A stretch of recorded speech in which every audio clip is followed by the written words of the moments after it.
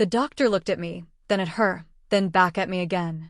He swallowed hard and said the words that destroyed everything I thought I knew. Congratulations, you're going to be a father. The woman sitting next to me could have been my grandmother. My name is Ethan Walker. I was 26 years old. The woman beside me was Margaret Collins. She was 68. When the doctor said she was pregnant, the room went dead silent.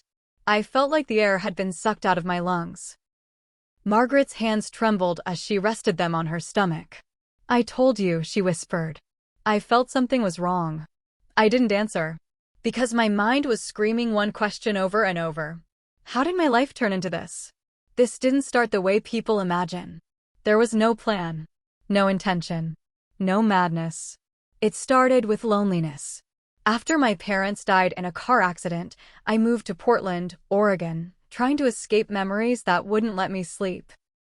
I rented a small apartment in a quiet neighborhood. That's where Margaret lived. She was my neighbor. Margaret Collins was nothing like the stereotypes. She wasn't weak. She wasn't confused. She wasn't helpless. She was sharp, independent, warm in a calm, steady way. She baked bread every Sunday. She volunteered at the library. She laughed softly, not loudly. When she first knocked on my door with a plate of cookies, she said, "You look like someone who could use company." She was right. At first, it was simple. We talked. About books. About life. About loss. Margaret had buried her husband 10 years earlier. I thought the loneliness would kill me, she said once. But it didn't. It just changed me. I listened. She listened to me. That's how it happened. Not with passion. With connection. One night, during a storm, the power went out. Candles were lit. Silence filled the room. Margaret looked at me and said, "Do you know how long it's been since someone really looked at me?" I should have stood up. I should have left. Instead, I stayed. That was the night everything crossed a line that could never be uncrossed. We agreed it was a mistake. A one-time thing. We're adults, Margaret said. We move on. And we did. Or so we thought. Weeks passed. Months passed. Then Margaret stopped answering her phone. When I finally went to her door, she looked pale. "I need to see a doctor," she said. That's how we ended up in that room. That's how the words were spoken. The doctor cleared his throat. "This pregnancy is extremely high risk," he said gently. "But it is real." I stared at Margaret. She stared at the floor. "I didn't think it was possible," she whispered. Neither did I. But life doesn't care what we think is possible. When we left the clinic, Margaret stopped walking. "What are we going to do?" she asked. I had no answer. Because this wasn't just about us. This was about society, judgment, family, and a child who didn't ask to exist. And the world was about to find out. That night, my phone rang. Unknown number. When I answered, a voice said, "Ethan, we need to talk about Margaret." My blood ran cold. The voice on the phone said one sentence that made my knees go weak. "Ethan, Margaret collapsed this morning." I grabbed my keys and ran. Rain poured down as I drove through Portland, my hands shaking on the steering wheel. At the hospital, a nurse stopped me. "Are you family?" I opened my mouth. Nothing came out. Margaret lay in the bed, pale and breathing slowly. When she saw me, her eyes filled with tears. "They know," she whispered. My heart dropped. "Who knows?" She swallowed hard. "My daughter." Her name was Linda Collins. She was 46. A school counselor. A mother of 2. She stood in the hallway with her arms crossed, staring at me like I was something she found under her shoe. "You," she said. "You did this." Margaret tried to speak. Linda raised her hand. "Don't," she snapped. "Just don't."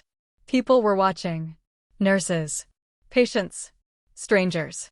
Judgment filled the air. Linda laughed bitterly. "You could be her grandson," she said loudly. My face burned. "We're both adults," I said quietly. Linda stepped closer. "You used her loneliness," she hissed. Margaret cried. "That's not true." Linda turned to her mother. "You risked your life for this?" The words cut deeper than shouting. By evening, everyone knew. Doctors whispered. Nurses stared.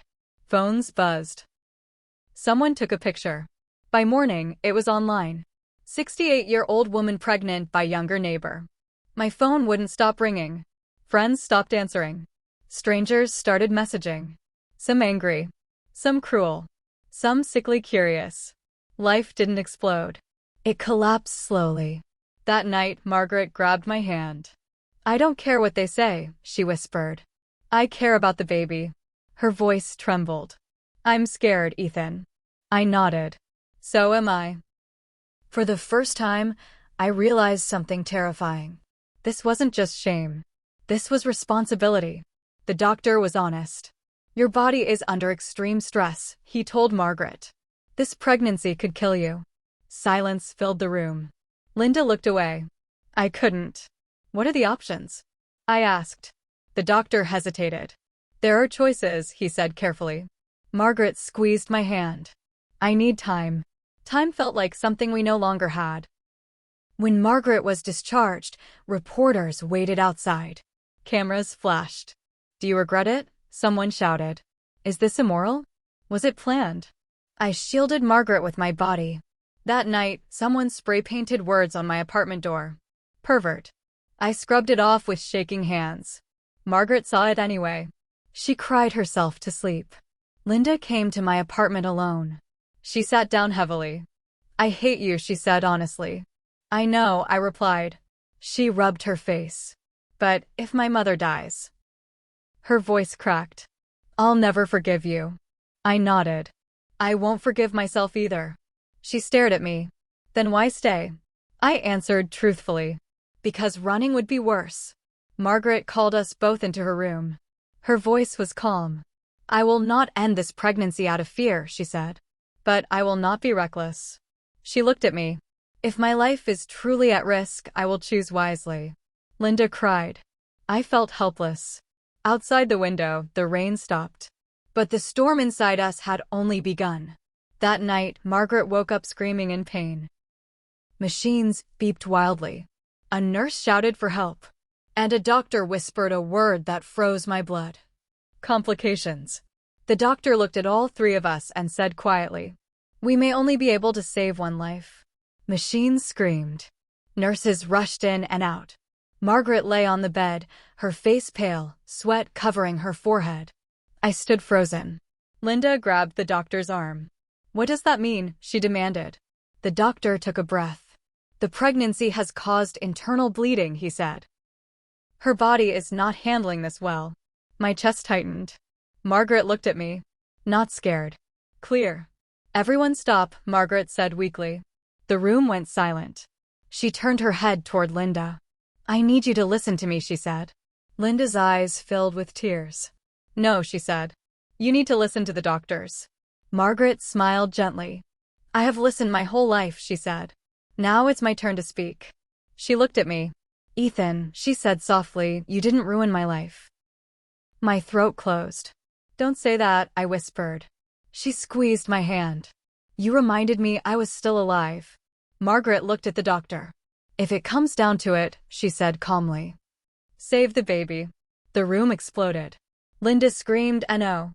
I shouted, "You can't ask that." Margaret's eyes stayed steady. "I'm not asking," she said. "I'm choosing." Linda collapsed into a chair. "You're choosing a stranger over me," she cried. Margaret reached out. "I'm choosing life," she said. "In whatever form it can continue." Linda sobbed uncontrollably. I had never felt so powerless. The doctor stepped forward. "We will do everything possible," he said. "But I need consent." Margaret nodded. I felt sick. Linda stood up suddenly and faced me. "This is on you," she said through tears. I didn't argue. "I know." Surgery lasted for hours. Time slowed. I sat in the hallway staring at my hands. Every memory replayed. The cookies. The conversations. The stormy night. One choice had led here. Linda sat across from me. She finally spoke. "I don't think you're evil," she said quietly. "But I don't know if I'll ever understand you." I nodded. "I don't understand myself either." The surgeon came out. His face told the story before his words did. "We stabilized her," he said. "But her heart is weak." My breath caught. "And the baby?" I asked. He paused. The baby is alive. Linda covered her mouth. I felt both relief and terror. I was allowed to see her alone. Margaret looked tired but peaceful. You're going to be judged, she said. I already am, I replied. She smiled faintly. Don't disappear, she said. Face it. Face all of it. Tears fell down my face. I'm sorry, I whispered. She shook her head. No, she said gently. Be better. That's enough. Margaret survived the night. Barely. The doctors warned us. She may not have much time. The city outside moved on. Cars passed. People laughed. But for us, life had stopped. The next morning, Linda received a call. Her face turned white. She looked at me and said, My children found out. And suddenly, the truth was no longer just ours. Linda's voice was shaking when she said it. They asked me if their grandmother is going to die because of you. Linda's children arrived that afternoon. Megan, 16. Tyler, 12. They stood at the hospital door, confused and scared. Margaret was sleeping. Machines hummed quietly. Megan looked at her grandmother's swollen stomach. Then she looked at me. Is it true? She asked. No anger. Just disbelief. I nodded. Yes. The word felt heavier than anything I had ever said. Tyler broke the silence. Are you the baby's dad? I swallowed hard. Yes. He frowned. But you're young. Megan's eyes filled with tears. This is gross, she said suddenly. And scary. Linda snapped Megan. Margaret stirred in her sleep. I stepped back. I'll leave, I said quietly. But Margaret opened her eyes. No, she whispered. Stay. Margaret asked Megan to come closer. This isn't about age, she said softly. It's about choice. Megan shook her head. You could die. Margaret nodded. I know. Tyler asked, Why would you do that? Margaret answered without hesitation. Because life doesn't stop just because people disapprove. Silence filled the room. The children didn't argue, but their faces showed fear that would never fully leave them. That night, the story exploded again. A local news station ran it on prime time. Comment sections were brutal. Disgusting. Abuse. Put him in jail. Someone leaked my address. I stopped leaving the apartment. I quit my job before they could fire me. Linda confronted me. My kids are being bullied, she said angrily. They didn't ask for this. I know, I said. Neither did the baby. She stared at me. For once, she said, don't make this worse. I went back to the hospital that night alone. Margaret was awake. I'm going to leave Portland, I said. She looked at me calmly. You don't have to. I do, I replied. This child shouldn't grow up being pointed at. Margaret's eyes filled with tears. You'll abandon your own child? I shook my head. No, I said. I'll support from a distance. Financially. Legally. She reached for my hand. This will hurt you. I know, I said. But sometimes love looks like stepping away. Linda overheard everything. She stood in the doorway, stunned. You'd actually disappear, she asked. I nodded. If that's what protects them. She exhaled slowly. For what it's worth, she said. That's the first thing you've done that feels selfless. It wasn't forgiveness. But it wasn't hatred either. Margaret grew weaker. Doctors warned us daily. Still, she smiled whenever the baby kicked. I feel him, she said. He's strong. Megan came by once more. She placed a hand gently on her grandmother's stomach. Promise you'll try to live, she whispered. Margaret nodded. I promise. Labor started early. Too early. Alarms rang. Doctors rushed in. Linda clutched my arm. Margaret screamed once. Then everything went quiet. A doctor turned to us and said, We need to move now. I was pushed out of the room. The doors slammed shut. And for the first time, I realized something terrifying. I might lose them both.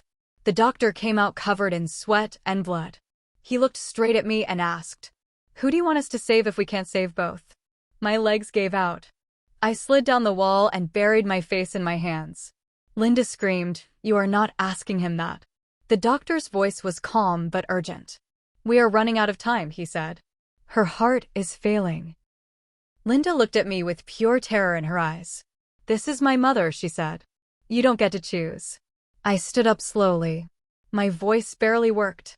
"Save Margaret," I said. Linda froze. "What?" "She already chose once," I said. "I won't let her die for my mistake." The doctor nodded and rushed back in. Time stopped meaning anything. I counted my breaths. Linda paced. Megan and Tyler sat silently, holding each other. Suddenly, a baby cried. A sharp, desperate cry. Everyone froze. A nurse came out smiling through tears. "It's a boy," she said. Relief flooded the room. Then she added, "She's asking for Ethan." Margaret looked impossibly small in the bed. Her skin was pale, but her eyes were bright. "They tried to save us both," she whispered. I swallowed hard. "You're still here," I said. She smiled faintly. "Not for long." "No," I said firmly. "Don't say that." She reached for my hand. "You need to listen," she said gently. I leaned closer. "You didn't ruin my life," she repeated. "You gave me one last chapter one chose." Tears streamed down my face. "I'm scared," I admitted. She nodded. "That means you care." Linda stood at the foot of the bed. Her face was broken. "I'm so angry," she cried. "And I still love you." Margaret smiled. "Good," she said. "That means I did something right."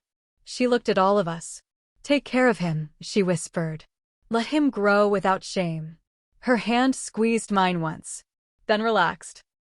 The monitor went flat. No one moved. No one spoke. Linda let out a sound I will never forget. Not a scream. A loss. The nurse gently covered Margaret's face. A life ended. A life began. They brought him to me. So small. So fragile. I was terrified to touch him. "What's his name?" the nurse asked. Linda spoke through tears. "James Collins." Margaret's husband's name. I nodded. "James," I whispered.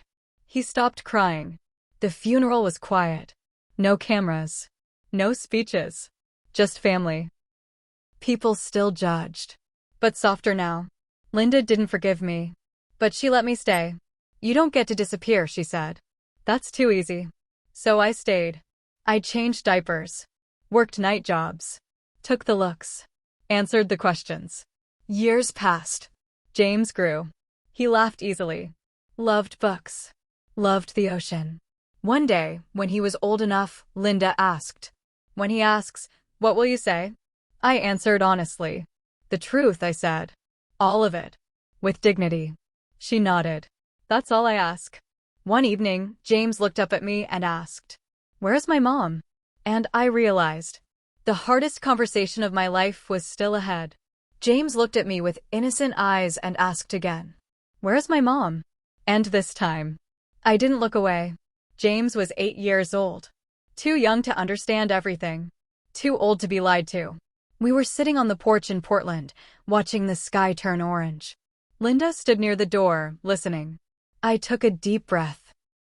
"James," I said softly, "your mom was very brave." He frowned. "Is she gone like Grandma Margaret?" The name hit like a wave. "Yes," I said. "She is." He was quiet for a long moment. Then he asked the question I feared most. "Did she die because of me?" I turned toward him fully. "No," I said firmly. "She died because she chose love over fear." James looked confused. So I told him the truth. Not the ugly version. Not the shame-filled version. The honest one. "She knew having you was risky," I said. "But she wanted you to exist in the world. She believed your life mattered." James's eyes filled with tears. "She never met me?" I smiled sadly. "She met you every day," I said. Inside her heart. James leaned into me. "Was she old?" he asked. "Yes." "Was that bad?" "No," I said gently. "It just made her love deeper." He nodded slowly. Then he said something that broke me. "I think she was brave." Linda covered her mouth and cried quietly. That night, after James went to bed, Linda sat across from me. "I blamed you for everything," she said. "I know," I replied. She sighed. "But you stayed," she said. "You didn't run."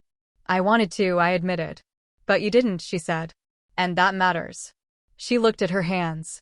"My mother made her choice," Linda said. And I'm tired of carrying anger that won't bring her back. She looked at me. I forgive you, she said quietly. I didn't speak. I just cried. Life didn't become perfect. But it became real. I raised James with honesty. I never hid the truth. I never denied the complexity. He grew up knowing love can be complicated. Choices have consequences. Responsibility matters more than reputation. People whispered less over time. Some never stopped. We lived anyway. Years later, when James was 16, he stood at Margaret's grave. He read the name slowly. Was she happy? He asked. I nodded. Yes, I said. In the end, she was. James smiled softly. Then I'm glad I exist. And in that moment, I knew. Everything we endured had meaning. I don't tell this story to shock people. I tell it to remind them. Loneliness is powerful. Judgment is easy. Responsibility is rare. I made mistakes.